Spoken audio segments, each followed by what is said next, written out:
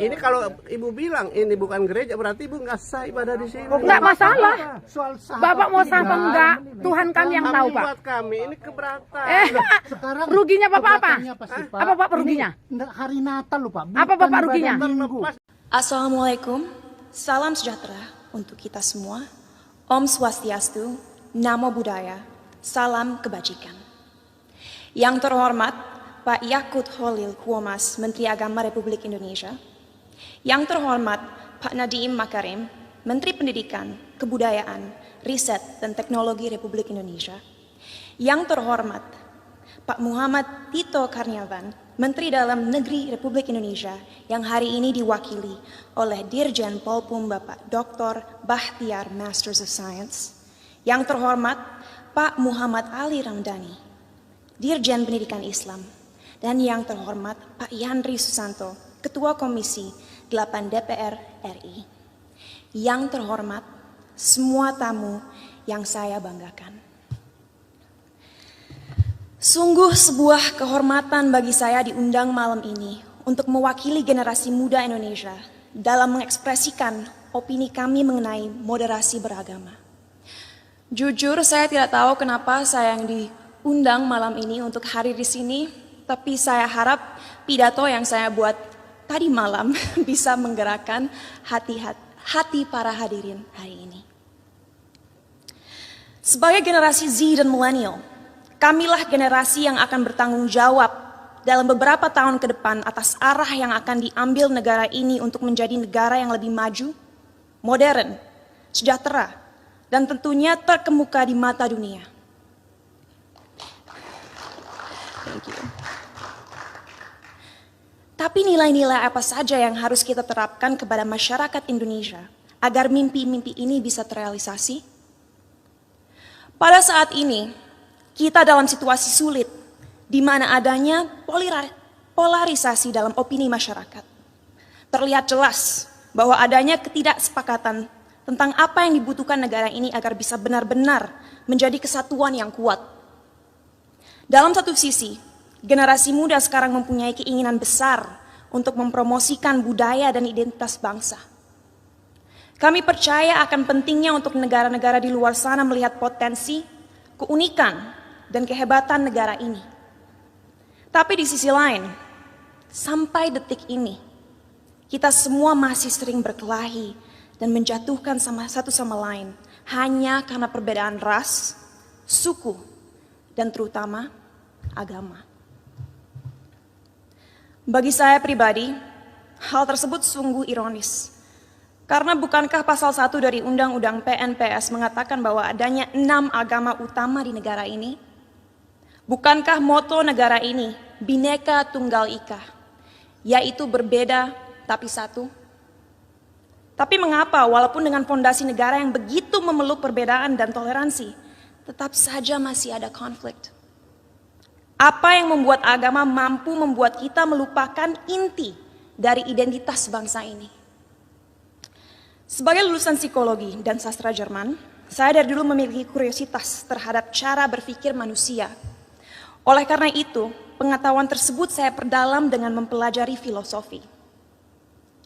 Sampai detik ini, saya tidak akan pernah lupa akan apa yang dikatakan oleh salah satu filsafat paling berpengaruh sepanjang masa, yaitu René Descartes. Ia mengatakan, manusia adalah makhluk yang finite atau terbatas, sedangkan Tuhan adalah sosok yang infinite atau tidak terbatas. Oleh karena itu, bagaimana kita sebagai makhluk yang terbatas merasa mempunyai kemampuan untuk mengerti sesuatu yang jauh di luar kapasitas kita? Bagaimana kita sebagai makhluk yang terbatas bisa memahami esensi dari sesuatu yang tidak terbatas? Inilah salah satu akar dari masalah yang kita miliki dalam masyarakat Indonesia sekarang. Karena pemahaman yang terbatas dan pemikiran yang tidak kritis, orang-orang terjebak dalam cara berpikir di mana mereka telah memanusiakan Tuhan. Merasa memiliki hak dalam mendikte kemauan Tuhan, merasa tahu pikiran Tuhan, dan merasa berhak bertindak atas nama Tuhan. inilah yang akhirnya seringkali berubah menjadi sifat radikal. Dalam perbincangan saya beberapa waktu lalu dengan Habib Hussein Jafar, kami berdua sepakat bahwa bahaya yang masyarakat kita alami sekarang adalah mengatasnamakan Tuhan untuk kepentingan pribadi. Menyesatkan generasi penerus bangsa dengan prinsip hidup yang sebenarnya tidak ada dalam Holy Scriptures atau kitab suci agama. Kenapa bisa seperti itu? Karena kita kurang membimbing dan memberikan masyarakat tools yang dibutuhkan agar bisa memahami sebuah ajaran dengan akal kritis. Sehingga mereka menjadi tersesat dalam cara berpikir mereka dan lupa akan pentingnya menyeimbangi segala ilmu yang dipelajari dan dimiliki dengan nilai-nilai yang ada dalam budaya, sains, ataupun aliran pemikiran lainnya. Saat saya masih bersekolah dulu, saya ingat sekali diharuskan untuk membaca kitab suci berbagai agama dari segi literatur dan juga filosofi. Sehingga saya diberikan kesempatan untuk bisa memahami keindahan setiap agama dan sadar bahwa pada akhirnya fungsi terbesar agama adalah satu, yaitu untuk membimbing kompas moral manusia, untuk mengingatkan manusia bahwa kita harus memperlakukan satu sama lain dengan hormat, bahwa kita harus bersyukur dan bahwa kita semua harus sadar bahwa waktu kita di dunia ini hanyalah singkat dan terbatas. Oleh karena itu, ingatlah untuk selalu menjadi seseorang yang rendah hati dan siap membantu satu sama lain. Jadi, apa yang harus dilakukan ke depannya agar bisa melawan segala kebohongan yang ada? Apa yang kita bisa lakukan untuk memberdayakan rakyat bangsa ini? Saya rasa jawabannya cukup jelas. Satu, penting sekali kita segera mengingatkan kembali saudara-saudara kita akan indahnya, kayanya, dan uniknya budaya-budaya yang kita miliki di negara ini. Sejak usia dini penting kita mengenalkan budaya negara ini tidak hanya di sekolah, tapi juga melalui media dan semua platform digital yang ada. Sebuah hal yang krusial untuk disadari bagi generasi muda akan relevannya budaya kita di dunia yang semakin modern. Our culture is cool, not old school.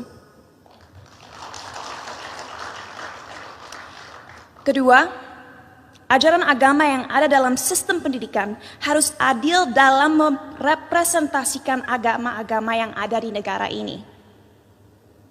Agar orang-orang bisa mengerti sejak usia muda bahwa semua agama itu mengajarkan kebaikan dan tidak seharusnya kita melecehkan dan menyakiti satu sama lain hanya karena sebuah perbedaan.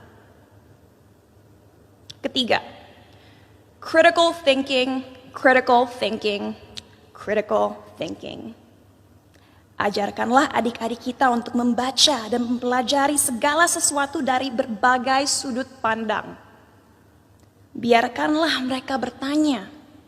Tumbuhkanlah rasa ingin tahu mereka sehingga mereka tidak mudah dipengaruhi dan dijajah pikirannya.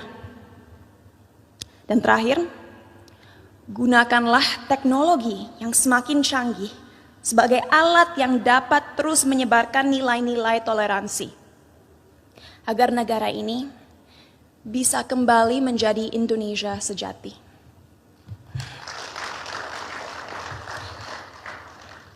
Sebagai penutup, saya ingin membacakan quote berikut. A people without knowledge of their past, origin, and culture is like a tree with no roots. Tanpa fondasi yang kuat, tidak akan ada bangsa yang bisa bertahan. Oleh karena itu, ayo kita bersama-sama menjelmakan lambang Garuda dimanapun kita berada. Mari kita taat dalam beragama agar menjadi manusia yang bermoral, tapi mari kita juga merangkul budaya Indonesia untuk membimbing identitas bangsa. Terima kasih, salam sejahtera bagi kita semua.